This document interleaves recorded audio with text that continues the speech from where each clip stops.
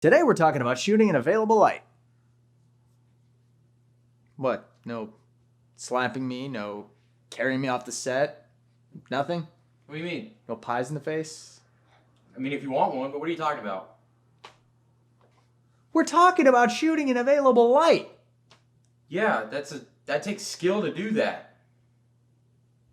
You're not sticking a tripod on the ground and screwing a camera into I'm done. You run the show. What? I'll No. be in my trailer. Hey, what? We don't have trailers. They don't know that. I mean, they do now, but we...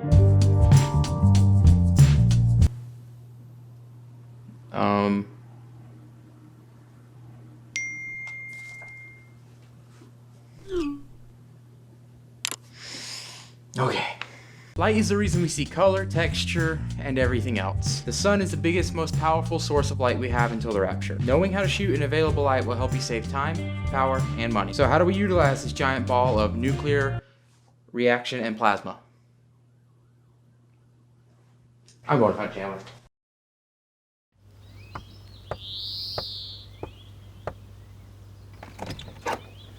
Hey, buddy. What do you want? I'm sorry. Maybe shooting handheld and tripod is more complicated than it looks. Will you please come back and do the show? Teach me your ways, master. Look, you're gonna have to try harder. I brought coffee.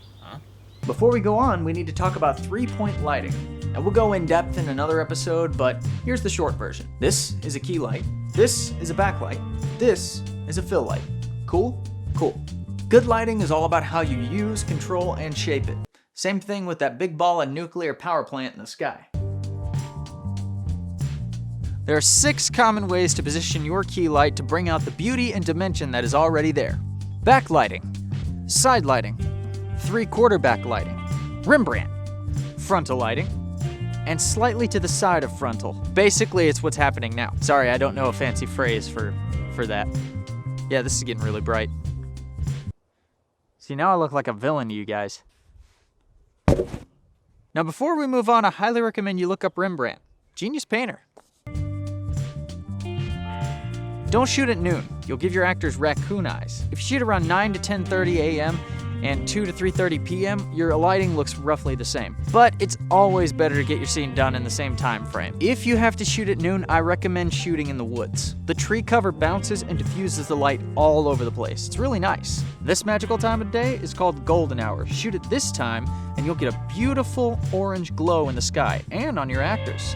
When the sky is overcast, you'll have no harsh shadows to deal with, and all the lighting looks the same in every direction. It's wonderful. Just carry some bounce light and a little bit of negative fill. What's negative fill? It's just one of many light modifiers. When you're getting started though, there's just 4 major ones you need to worry about.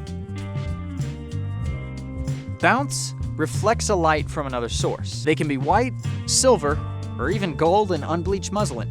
Unbleached muslin is a fabric that's kind of the same tone roughly as your skin. Choose a bounce source wisely though.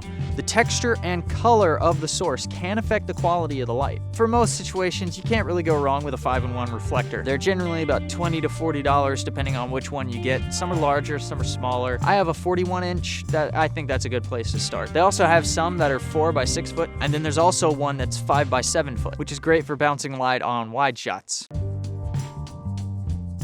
Now, diffusion makes your light source bigger and it softens the light, so that way your shadows have more of a gradient instead of a harsh line, like it is right there. You can flatter a face, soften an overhead light, fill a room. The possibilities are endless. And just like with bounce, the color and texture of your diffusion will affect the quality of light. A great place to start is a shower curtain, just a translucent shower curtain. This is something my DP did for my bachelor's project. The scene took place in the morning and my lead was going to walk into the distance. My actress was backlit by the sun, but it was too much, so my DP diffused the sunlight with something called a silk.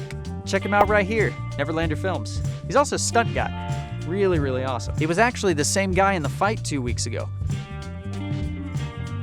So what do you do when you like what your light is doing, but it's just too intense and you don't want to stop down your lens?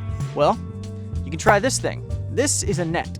The green one is a single, cuts light by half a stop. The red one is a double. It cuts light by a full stop. Just Go with me on this. In the reverse of the same scene we just saw, I used a net instead of a silk. Because like I said in the lead-in, I liked what the light was doing, I just thought it was too intense. You can also use nets on any of the lights in your kit to cut down the exposure. These babies are uber helpful. You can block an overhead light that shouldn't be playing, you can cover up part of a light to control its spill, you can also use a flag for negative fill. Which was your favorite tip? Did you try any of them out? And since we're all students of the craft, do you have any tips that I didn't cover? I'd appreciate it if you left one of these down there. Thanks so much for watching today. Keep on learning and I'll see you next time.